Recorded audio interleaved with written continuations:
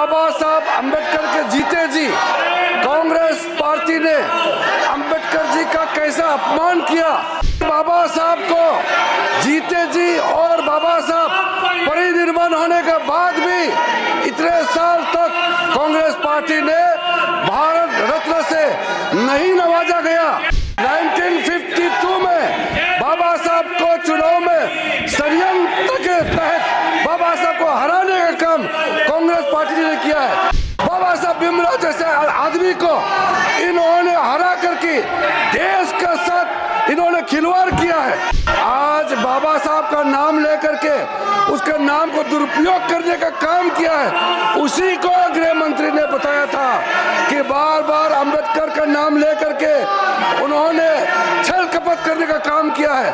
बाबा साहब का नाम को वोट बैंक के लिए जो दुरुपयोग कर रहे हैं, इसको मैं निंदा करता हूं। बाबा साहब हम सब के लिए प्रातः वंदनीय, सदैव आदरणीय और अनुकरणीय है।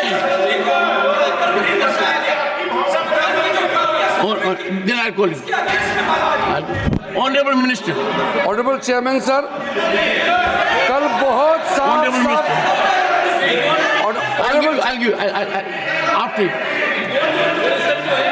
ऑनरेबल चेयरमैन सर, हम लोग ने कल सदन में बहुत अच्छी तरह से सुना है।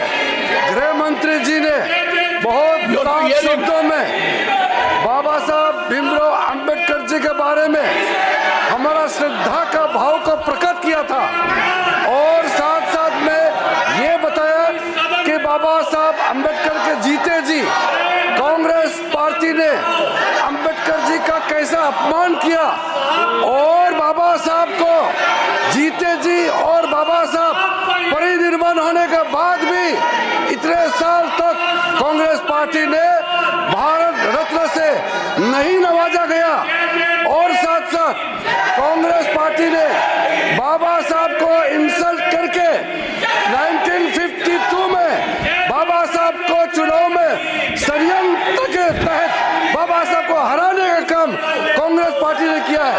1952 के बाद फिर दोबारा जब बाई इलेक्शन हुआ, उस बाई इलेक्शन में भी कांग्रेस पार्टी ने विदर्भ में बाबा साहब को फिर से हराया है।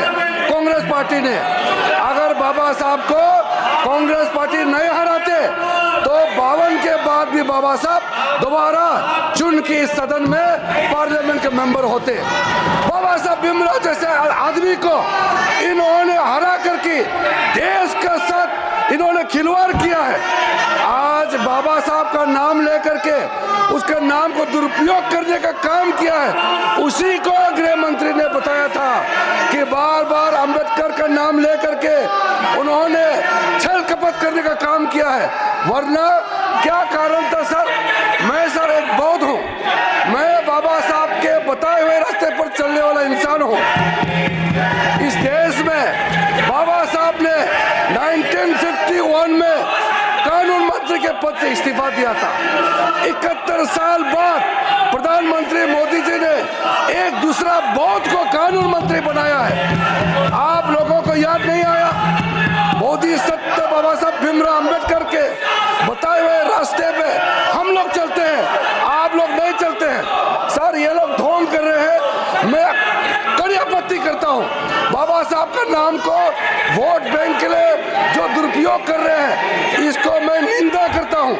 और आज मैं अध्यक्ष सभापति महोदय जी, मैं फिर से आपको कहना चाहता हूँ, जो 5 तीर्थ स्थल आदरणीय प्रधानमंत्री मोदी जी के नेतृत्व में बाबा साहब अम्बेडकर जी के नाम में जो आज काम चल रहे हैं, उसका 2026 में मुंबई के